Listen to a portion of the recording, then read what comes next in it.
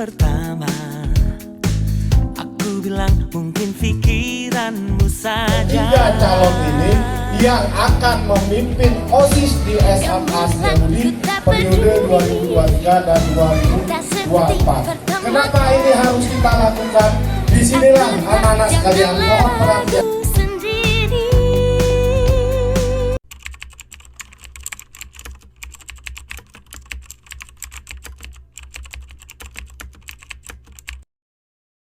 Akan mengoptimalkan dan mengembangkan beberapa kegiatan ekstrakurikuler yang sudah ada di sekolah.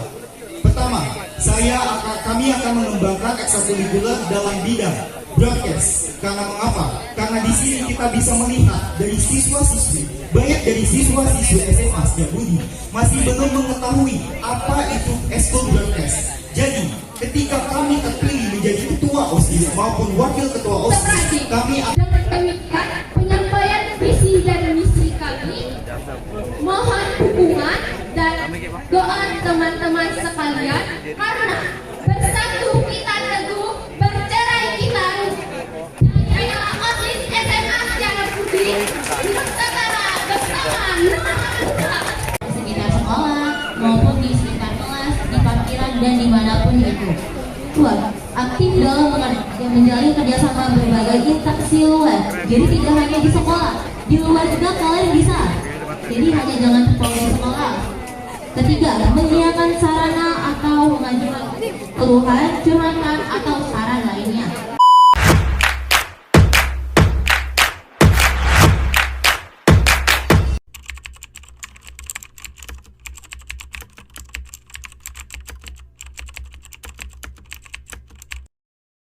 Kalau sebagai seberapa yakinnya pasti jawabannya tetap infinity, sangat-sangat tak terbatas banget. 100% yakin.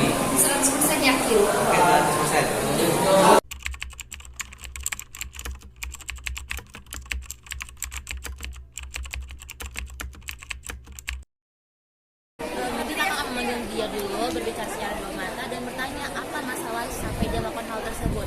Bila dia melakukan hal tersebut secara berulang kali, kakak akan memanggil dan menegurnya lagi, melakukan peringatan pertama dan tetap masih dilanjutin nih, kayak masalahnya tetap itu aja secara berulang. Kakak akan panggil dia dan melakukan rapat, di mana isinya adalah para guru-guru, kemudian pengurus-pengurus OSIS. Kira-kira hukuman apa atau hal yang bagus untuk dilakukan nantinya. tindakan yang saya lakukan adalah mungkin saya lebih menegur dengan sopan santun dan juga diskusi ataupun menasihati kepada pengurus itu untuk mencontohkan perilaku yang baik terhadap siswa-siswi yang lain. Selanjutnya saya akan menasihatinya dan menegurnya secara luas.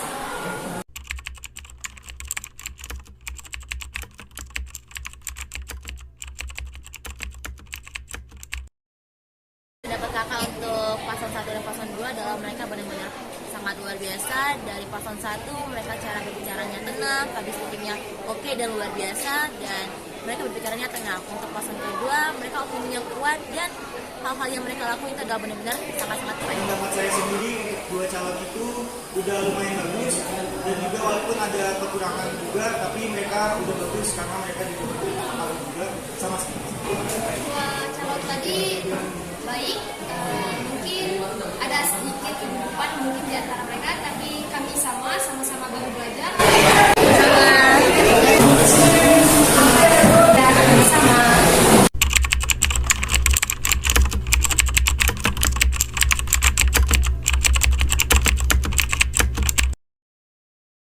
Menurut saya ketiga-tiganya mempunyai kelemahan dan kelebihannya masing-masing. Paslon nomor 1 dengan daya kritiknya yang menurut saya cukup santai tapi mendapatkan poin yang tepat. Paslon nomor 2 dengan daya kritiknya yang tajam dan cepat untuk, menurut saya cepat untuk tersulut emosi. Paslon nomor 3 dengan kemampuan mengamati. Jadi mereka itu mengamati dulu. Mereka tidak ingin terburu-buru dalam mengambil keputusan ataupun mendebatkan lawannya. Jadi menurut saya mereka mempunyai karakteristik masing-masing yang setiap pemimpin harus mempunyai ciri khas, seperti yang Yang tadi dari paslon pertama, mereka ketuanya mempunyai ciri khas, yaitu mereka ingin mengembangkan program podcast dan broadcast dari radio SMA Setiabudi, yang memang dimana SMA Setiabudi ini sudah terkenal akan ciri khasnya dengan eskul broadcast. Jadi di sekolah lain, sepertinya di Sungai Liat ini cuman SMA Setiabudi yang mempunyai eskul broadcast dan radio. Terus paslon nomor 2 dengan ciri khasnya yang ingin menghidupkan kembali kotak saran melalui fisik maupun media sosial. Jadi masing-masing mempunyai ciri khas. Sedangkan paslon nomor 3 mempunyai ciri khas, yaitu mereka ingin mengembangkan program klub bahasa, yang dimana juga Setiabudi terkenal dengan ciri khasnya, yaitu mempunyai kelas bahasa, dimana kelas sekolah swasta jarang mempunyai program bahasa seperti yang di Setiabudi. Jadi menurut saya kepada ketiga paslon tadi sudah cukup baik dalam penyampaian visi dan misi, juga cukup tenang dalam menjawab pertanyaan. Oke kok, terima kasih. Menurut Koko sudah baik. Apakah jiwa kepemimpinan mereka sudah cukup untuk nyalon ketua OSIS ini? Mungkin kalau jiwa kepemimpinan belum bisa kita lihat karena kita baru lihat mereka secara debat terbuka baru pertama ini. Jadi belum bisa kelihatan, nanti kalau sudah terpilih baru bisa terlihat adakah jiwa kepemimpinan di dalam diri mereka.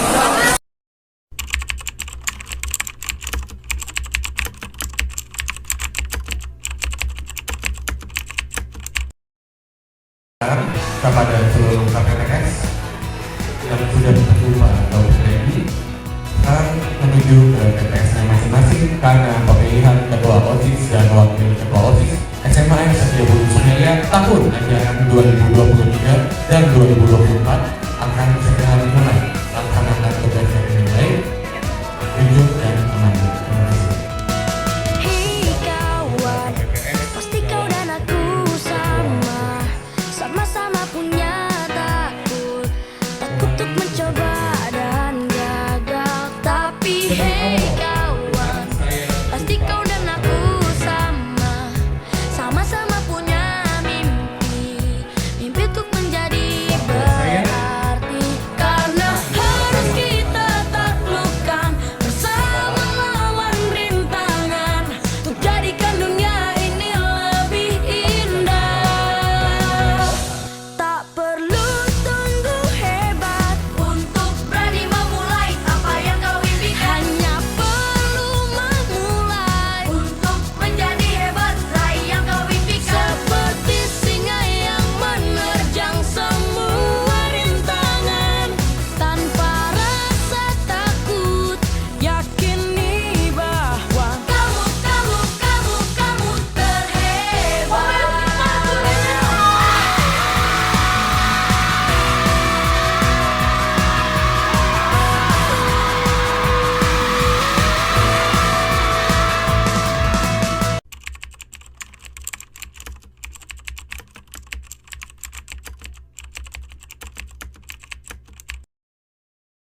Beda KPU dengan KPPS ya. Jadi kalau KPU itu kan Komisi Pemilihan Umum, Komisi Pemilihan OSIS, Komisi Pemilihan OSIS. Jadi KPU itu tugasnya mulai dari perencanaan, persiapan perlengkapannya, sama yang terakhir itu untuk yang hari ini. Nah, kalau KPPS kebetulan tugasnya untuk hari H pemilihan. Jadi mereka yang mengawasi tempat TPS. Kalau KPU ini mengawasi secara umum.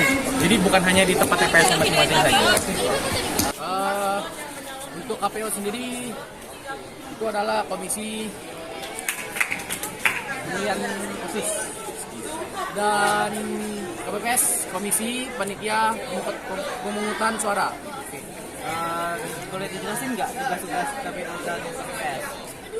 Untuk KPU sih tugasnya menghandle dari KPPS, dan tugas KPPS tersendiri tugas KPPS sendiri adalah melaksanakan tugas yang diberikan dari KPU, seperti mengabsensi siswa-siswa yang ingin mencoblos, cap jari, keamanan dari pencoblosan, dan lain-lain. Terima kasih. Ya.